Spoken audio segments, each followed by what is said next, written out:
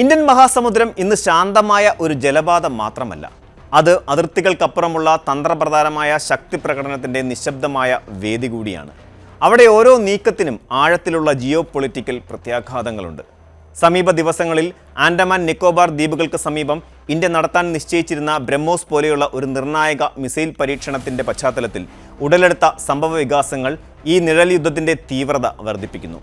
Indian പ്രതിരോധ സംവിധാനങ്ങൾ ഒരു മുന്നേറ്റത്തിന് തയ്യാറെടുക്കുമ്പോൾ ചൈനീസ് നിരീക്ഷണ കപ്പലുകളുടെ ഒരു വ്യൂഹം നിർണായക മേഖലകളിൽ തമ്പടിച്ചത് ഒരു യാദൃശ്ചിക സംഭവമായി കണക്കാക്കാൻ കഴിയില്ല. ഒരു പ്രധാന മിസൈൽ പരീക്ഷണത്തിന് മുന്നോടിയായി വ്യോമയാന മന്ത്രാലയം ഔദ്യോഗികമായി ഒരു നോട്ടീസ് ടു എയർ മിഷൻസ് പുറപ്പെടുവിക്കാറുണ്ട്. നവംബർ 25 മുതൽ 27 വരെ ആൻഡമാൻ നിക്കോബാർ ദ്വീപുകൾക്ക് ചുറ്റുമുള്ള 490 കിലോമീറ്റർ ദൂരപരിധിയിൽ വ്യോമഗതാഗതം നിരോധിച്ചുകൊണ്ട് ഇന്ത്യ പുറത്തിറക്കിയ ഈ നോട്ടാം ദീർഘദൂര പതിപ്പായ ബ്രഹ്മോസ് ആൻറ്റി ഷിപ്പ് ക്രൂയിസ് മിസൈലിൻ്റെ പരീക്ഷണത്തിനായാണ് എന്ന അഭ്യൂഹങ്ങൾക്ക് വഴിവെച്ചു. പരീക്ഷണം ആസൂത്രണം ചെയ്തതുപോലെ മുന്നോട്ട് പോകേണ്ടതായിരുന്നു. എന്നാൽ ഉപഗ്രഹ നിരീക്ഷണ സംവിധാനങ്ങളും നാവിക വിദഗ്ധരും ഇന്ത്യൻ മഹാസമുദ്രത്തിൽ അസാധാരണമായ ഒരു നീക്കം ശ്രദ്ധിച്ചു. ചൈനീസ് നാവികസേനയുടെ നിയന്ത്രണത്തിലുള്ള 3 സർവേ കപ്പലുകൾ കൃത്യമായ ഇടവേളകളിൽ ഇന്ത്യൻ മഹാസമുദ്രത്തിന്റെ നിർണായക മേഖലകളിലേക്ക് പ്രവേശിച്ചു. തങ്ങളുടെ അധിനിവേശപരമായ രഹസ്യാന്വേഷണ ശേഷിക്ക് പേരുകേട്ട ഈ കപ്പലുകൾ ഇപ്പോൾ പരീക്ഷണ മേഖലയോട് അടുത്ത് നിലയുറപ്പിച്ചിരിക്കുന്നത് ഇന്ത്യയുടെ തന്ത്രപരമായ നീക്കങ്ങൾക്ക് ഒരു ഭീഷണിയായി മാറിയിരിക്കുകയാണ്. ചൈനയുടെ നിരീക്ഷണ കപ്പലുകൾ 3 വ്യത്യസ്ത ഇടങ്ങളിലായാണ് നിലയുറപ്പിച്ചിരിക്കുന്നത്. ഈ കപ്പലുകളിൽ 2 എണ്ണം ആൻഡമാൻ നിക്കോബാർ ദ്വീപുകൾക്ക് അസ്വസ്ഥമാക്കും വിധം സമീപത്താണ് നിലയുറപ്പിച്ചിരിക്കുന്നത്.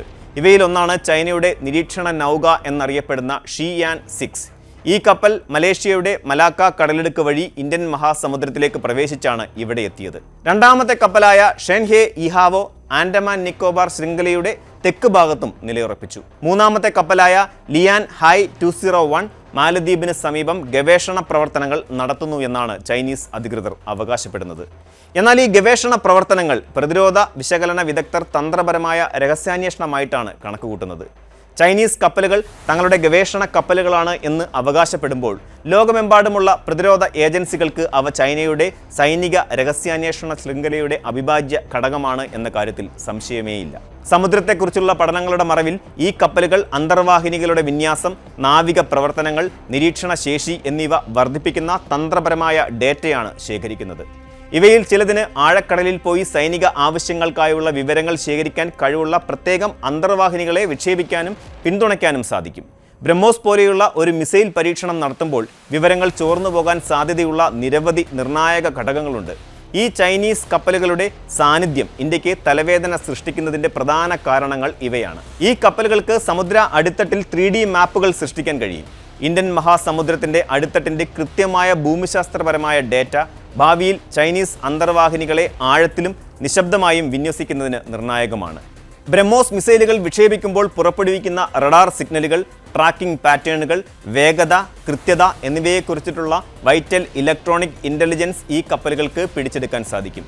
ഇത് മിസൈലിൻ്റെ പ്രതിരോധ സംവിധാനങ്ങളെക്കുറിച്ചിട്ടുള്ള നിർണായക വിവരങ്ങൾ ചൈനയ്ക്ക് നൽകും. ബ്രഹ്മോസിൻ്റെ വിപുലീകരിച്ച പതിപ്പ് കടലിൻ്റെ ഉപരിതലത്തിൽ തട്ടിപ്പോകാതെ പറന്ന് കൃത്യമായ ലക്ഷ്യത്തിൽ പതിക്കാൻ കഴിവുള്ളതാണ്. ഈ സീ സ്കിമ്മിംഗ് കഴിവാണ് അതിനെ അങ്ങേയറ്റം മാരകമാക്കുന്നത്. ഈ പരീക്ഷണ സമയത്ത് മിസൈൽ അതിൻ്റെ പാതയിൽ എങ്ങനെ പെരുമാറുന്നു, അതെപ്പോഴാണ് റഡാറിൽ പതിവാകുന്നത്, അതിൻ്റെ ടെർമിനൽ ഫേസ് എങ്ങനെയാണ് എന്നതിനെക്കുറിച്ചിട്ടുള്ള വിവരങ്ങൾ ചോർന്നു പോയാൽ ചൈനയ്ക്ക് ഭാവിയിൽ ഈ മിസൈലിനെ പ്രതിരോധിക്കാനുള്ള തന്ത്രങ്ങൾ എളുപ്പത്തിൽ തയ്യാറാക്കാൻ സാധിക്കും. ഇത്തരം നിർണായക വിവരങ്ങളുടെ ചെറിയൊരു ചോർച്ച പോലും ചൈനയുടെ ദീർഘകാല മാരിടൈം തന്ത്രത്തിന് സഹായകരമാകും എന്നതിനാൽ ഇന്ത്യ ഈ നീക്കങ്ങൾ അതീവ ഗൗരവത്തോടെയാണ് കാണുന്നത്. സൈനിക വിശകലന വിദഗ്ധർക്കിടയിലെ ഒരു പൊതുനിരീക്ഷണം ചൈനീസ് കപ്പലുകൾ ഈ മേഖലയിൽ തുടരുകയാണെങ്കിൽ ഇന്ത്യക്ക് താൽക്കാലികമായി മിസൈൽ പരീക്ഷണം നിർത്തിവെക്കേണ്ടി വരും എന്നതാണ്.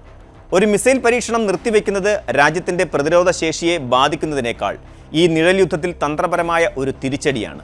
സ്വന്തം പരമാധികാര മേഖലയിൽ ഒരു പരീക്ഷണം നടത്താൻ കഴിയാതെ വരുന്നത് അന്താരാഷ്ട്ര തലത്തിൽ നയതന്ത്രപരമായ ചോദ്യചിഹ്നങ്ങൾ ഉയർത്തുക തന്നെ ചെയ്യും. ഇതിന് സമാനമായ സംഭവം നേരത്തെയും ഉണ്ടായിട്ടുണ്ട്. ചൈനീസ് സർവേ കപ്പലുകൾ ശ്രീലങ്കൻ തുറമുഖങ്ങൾ സന്ദർശിച്ചപ്പോഴും ചൈനയുടെ നീക്കങ്ങൾ ഇന്ത്യൻ സമുദ്രാതിർത്തികളോട് അടുത്ത് വന്നപ്പോഴും സമാനമായ പ്രതിസന്ധികൾ ഉടലെടുത്തിരുന്നു. ഇത് ഇന്ത്യൻ മഹാസമുദ്രത്തിലെ സ്വാതന്ത്ര്യത്തിനായുള്ള ചൈനയുടെ അവകാശവാദങ്ങളും പ്രാദേശിക ശക്തി എന്ന നിലയിൽ ഇന്ത്യയുടെ ആശങ്കകളും തമ്മിൽ നിലനിൽക്കുന്ന സംഘർഷത്തെയാണ് വ്യക്തമാക്കുന്നത്. മിസൈൽ പരീക്ഷണത്തിനായി തയ്യാറെടുക്കുന്ന ഇന്ത്യയും തങ്ങളുടെ നിരീക്ഷണ കപ്പലുകളുമായി തന്ത്രപ്രധാന മേഖലയിൽ നിലയുറപ്പിക്കുന്ന ചൈനയും തമ്മിലുള്ള ഈ പോരാട്ടം ഇന്ത്യൻ മഹാസമുദ്രത്തിലെ ഭൗമരാഷ്ട്രീയ പിരിമുറുക്കം എത്രത്തോളം വർദ്ധിപ്പിച്ചു എന്നതിൻ്റെ വ്യക്തമായ സൂചനയാണ് ഇത്. ബ്രഹ്മോസ് പോലെയുള്ള ലോകോത്തര നിലവാരമുള്ള ഒരു ആയുധത്തിൻ്റെ പരീക്ഷണം തടസ്സപ്പെടുത്തുന്നതിലൂടെ തങ്ങളുടെ സാന്നിധ്യം ഈ മേഖലയിൽ ശക്തമാണെന്ന് സ്ഥാപിക്കാനാണ് ചൈന ശ്രമിക്കുന്നത്. ഈ നിഴൽ യുദ്ധത്തിൽ ഇന്ത്യക്ക് ഒരു സൂക്ഷ്മമായ തന്ത്രപരമായ തീരുമാനമെടുക്കേണ്ടതുണ്ട്.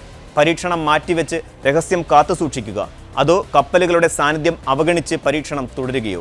എന്തായാലും ഈ സംഭവ വികാസം ഇന്ത്യൻ മഹാസമുദ്രം ഇരു രാജ്യങ്ങൾക്കുമിടയിലെ കരുനീക്കങ്ങളുടെ ഒരു ഹോട്ട്സ്പോട്ടായി മാറിക്കഴിഞ്ഞു എന്ന വസ്തുത അടിവരയിടുന്നു. ഇന്ത്യൻ നാവിക പദ്ധതിക്കാർ ചക്രവാളത്തിലേക്ക് അതീവ ശ്രദ്ധയോടെ നോക്കുന്ന ഈ സാഹചര്യത്തിൽ പരീക്ഷണം നിശ്ചയിച്ച പ്രകാരം നടക്കുമോ, അതോ ഇന്ത്യൻ മഹാസമുദ്രത്തിലെ നിഴൽക്കളിയുടെ മറ്റൊരു അധ്യായമായി മാറുമോ എന്നത് ചൈനീസ് കപ്പലുകളുടെ അടുത്ത മണിക്കൂറിലെ നീക്കങ്ങളെ ആശ്രയിച്ചാണ് ഇരിക്കുന്നത്.